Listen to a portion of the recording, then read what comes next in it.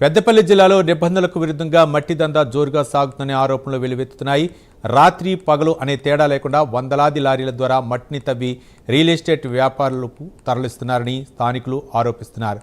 పెద్ద ఎత్తున మట్టి తరలింపుతో జిల్లాలోని గుట్టలు క్రమంగా కనుమరుగవుతున్నాయని, అలాగే సంబంధిత మైనింగ్ అధికారులు పట్టించుకోవటం లేదని విమర్శలు వినిపిస్తున్నాయి. ప్రభుత్వ అనుమతులు లేకుండా నిబంధనలు పాటించకుండా మట్టిని తరలిస్తే ప్రభుత్వ ఆదాయానికి భారీగా గండిపడటంతో పాటు సహజ వనరులకు నష్టం వాటిల్లుతుందని స్థానికులు ఆందోళన వ్యక్తం చేస్తున్నారు. మట్టి అక్రమ తరలింపై అధికారులు వెంటనే దృష్టి సారించాలని డిమాండ్ చేశారు. నిబంధనలు ఉల్లంఘిస్తూ మట్టిని తరలిస్తున్న వాహనాలను గుర్తించి కఠిన చర్యలు తీసుకోవాలని కోరారు. గుట్టలను కాపాడటంతో పాటు ప్రభుత్వ ఆదాయానికి నష్టం జరగకుండా మైనింగ్ అధికారులు క్షేత్రస్థాయిలో తనిఖీలు చేపట్టాలని విజ్ఞప్తి చేశారు.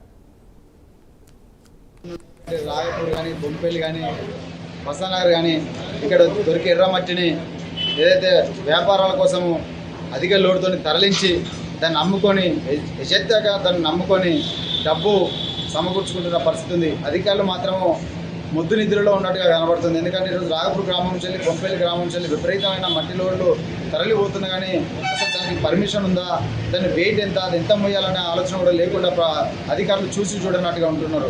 ఈరోజు మట్టి అంటేనే రాగపూర్ బొంపల్లి ఈ మట్టిని ఎవరైనా అమ్ముకోవచ్చు, దోసుకోవచ్చు, డబ్బులు సంపాదించుకోవచ్చు అన్నట్టుగానే ఇక్కడ పరిపాలన కొనసాగుతుంది. సంబంధిత అధికారులు దానిపైన ఎక్కడ కూడా పట్టించుకునే పరిస్థితి లేదు. ఎవరైనా అక్కడ గ్రామస్తులు ఇక్కడ మట్టి అంటే పర్మిషన్ లేకుండా, అనుమతి లేకుండా మట్టి దందా జరుగుతుంది, దీన్ని ఆపండి అని చెప్పేసి సంబంధిత పోలీసులకు కానీ లేకపోతే ఎంఆర్ఓ కానీ లేకపోతే సంబంధిత అధికారులకు కానీ ఫోన్ చేస్తే వాళ్ళు ఒక్కసారి రింగ్ అయిన ఫోన్ మళ్ళీ రెండోసారి రింగ్ అవ్వడం లేదు, దాన్ని స్విచ్ ఆఫ్ పెట్టుకుంటున్నారు, లేకపోతే ఫోన్ లిఫ్ట్ చేస్తలేరు. ఇంకొక అధికారికి చెప్పు అది మా పరిధి కాదని చెప్పేసి ఒకరి మీద ఒకరు వాళ్ళే నెట్టేసుకొని వాళ్ళందరికీ కూడా పర్మిషన్లు ఇచ్చినట్టుగా కనబడుతున్నట్టుంది. వెంటనే కలెక్టర్ గారు వెంటనే దీనిపైన స్పందించి ఏదైతే మట్టి మాఫియా ఉందో దానిని నియంత్రించే విధంగా చర్యలు తీసుకోవాలని చెప్పేసి మేము కోరుతాం.